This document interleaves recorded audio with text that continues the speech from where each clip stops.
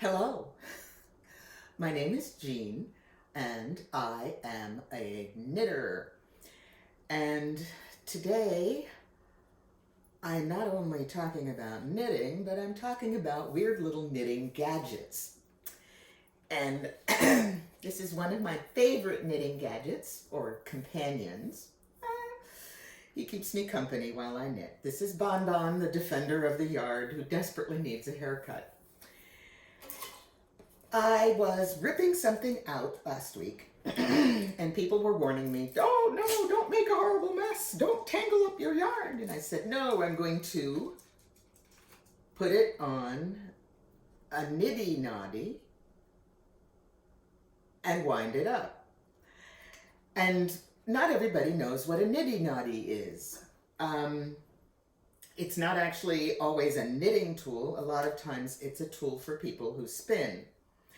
And what you do with a niddy noddy, this one I purchased from, I don't even remember, it was at the Wisconsin Yarn Show, Sheep and Wool Festival, and you put the two pieces together and you think, oh, these are going to come apart. No, they're not, because you hold it in the middle and you wind your yarn, well, not that end, yes.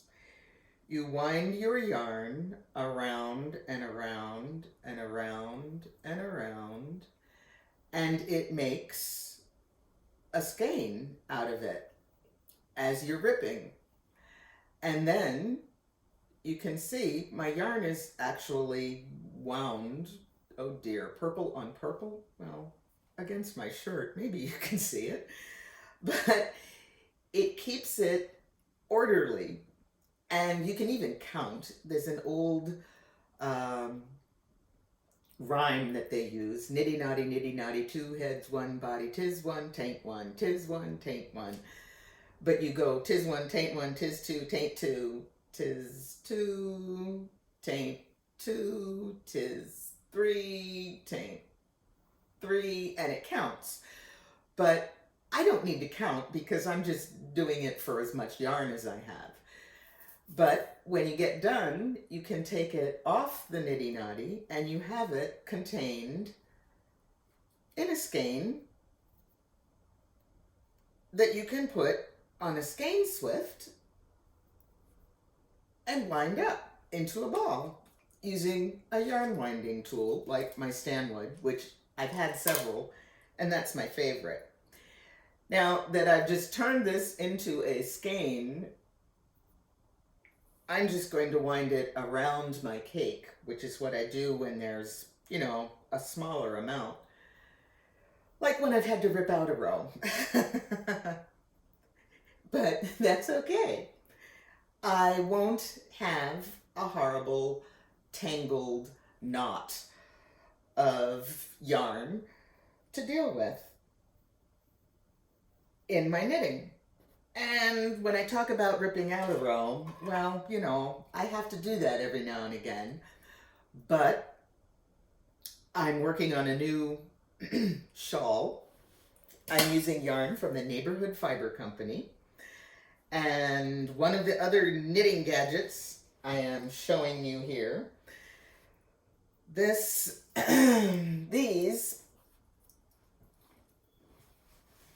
are point protectors that I put on the tips of my knitting needles when I'm going to do something like I'm about to do, which is show you how far I've gotten on this shawl. I've attached all of my long cable needle cables together because you can join so that if you really need, you know, 58 yards cable, you can get it. But ta-da! You won't be able to see much. There's not a whole lot of detail, but it's really, really pretty.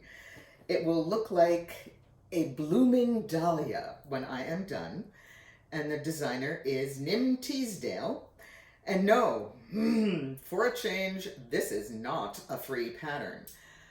So I can show you the cover page, but I'm not going to show you any of the chart pages. And she made both a circular one and a crescent-shaped one, and I am choosing to do the crescent. And it looks like that, which I adore. And I got her pattern off of Ravelry, which is where I tend to get most of my patterns these days. And one of the reasons I really like it is how much detail and accuracy she has in her patterns, even the free ones, which assists in making the thing work. But other weird knitting gadgets, aside from point protectors. Why do I like these particular point protectors? Because I use Shawl needles and they have a very elongated, sharp point. And some of the other point protectors don't deal with a long, sharp point. They deal with the more wide angle point. And I will actually poke a hole through the point protector before I get it down to the place where it will grasp the body of the point and not go fling and fall off because it's too big. So that's why I like this particular style. If you can find them, grab them. If you use tiny needles, because they work really well for tiny needles. So Nitty Noddy, point protector, another yarn management tool set.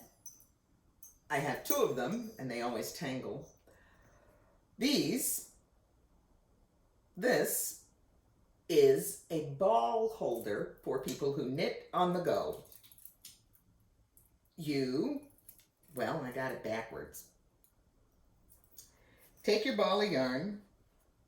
Usually when you're going from the outside, it does not work from the inside. Trust me, I've tried it. You feed it through and it'll hold because, of course, it's spreading it out wide. You clip it onto this and you hang it on your wrist and it can spin and let your yarn unwind freely as you knit. So people who travel and knit like these. I actually don't like this one because the yarn will actually catch on this for me sometimes. And I have a different one that doesn't have as many catch points, and it's the same principle where you run the stick through the ball of yarn and you stab the point into the bottom through the ball of yarn, and then it sits on your wrist and holds your ball of yarn. I don't work from the outside of the cake in. I've always worked from the inside of the cake out. Don't ask me why. I just do. I try it the other way and I don't like it. Obviously I try it the other way because I have these tools that work from the outside in. But if it works for you, it's a gadget that works for you. Another yarn management tool is the pirouette. Again, it sits on a table, so your ball of yarn will not fall off the table, and it spins, which will allow you to stab your ball of yarn and then pull from the outside without having the ball of yarn fall off the table. Well, that's wonderful, but that doesn't work for me either because I'm an inside person, not an outside person. But I tried it. And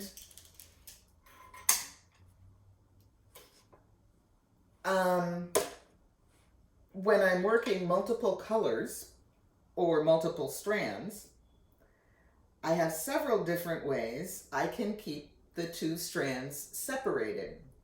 I find I don't need to use these devices to put tension on the yarn because I like to use my fingers and wrap it around my fingers to apply the right tension. But I don't want the strand A and strand B to twist together, so I have to separate them when I'm trying to knit with them. So I want them spread apart around a device. No, you're not going to be able to see that. It doesn't show. I've got three.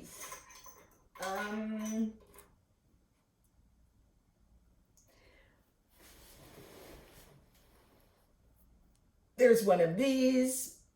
You can see it. And I think you will be able to see if I do that to this one.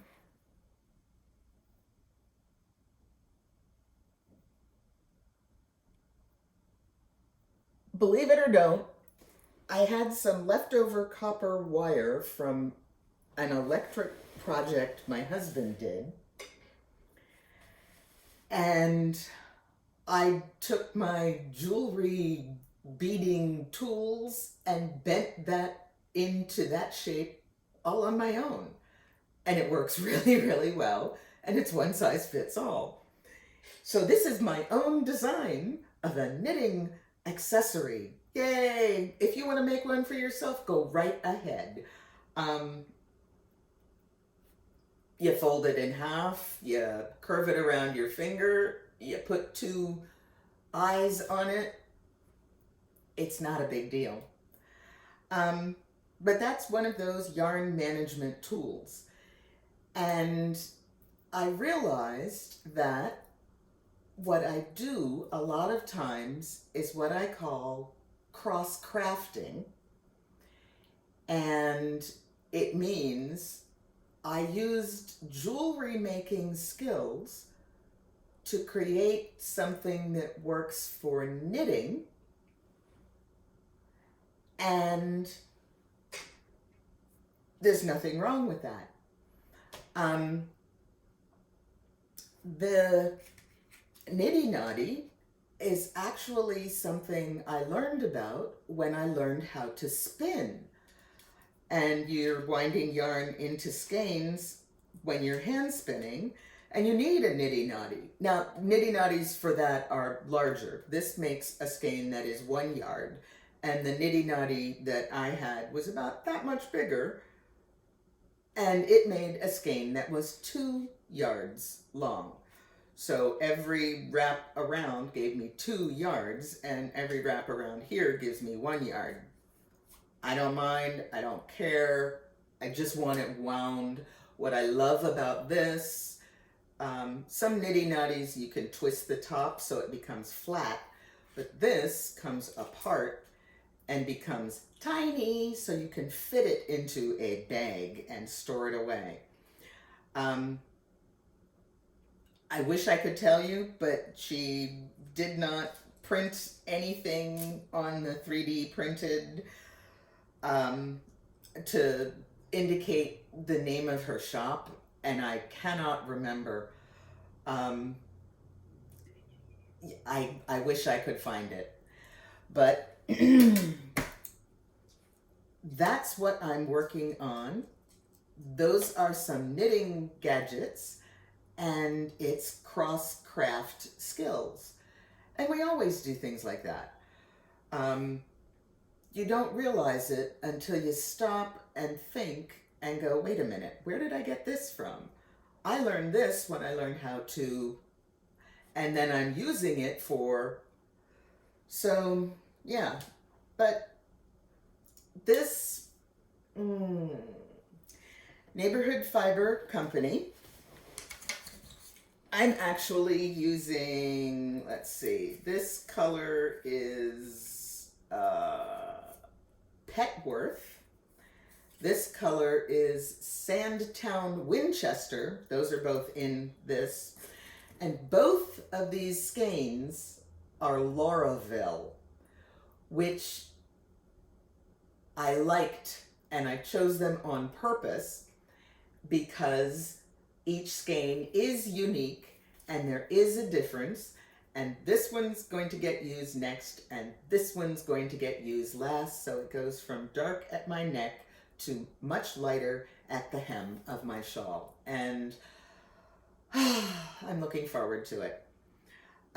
This is also machine washable because it is sock yarn and it's not lace yarn. And I don't mind that because using a sock yarn for a shawl pattern that is actually lace knit, the whole thing comes out bigger, and I love huge shawls. And shawl lace yarn is often got a halo, and I don't always like halos on my shawls. And I like heavier. I get cold. I want a shawl that's a lot warmer. So those are my choices. If you like it, hit like. If you want to subscribe, hit subscribe. Remember, I read every single comment, and just keep knitting.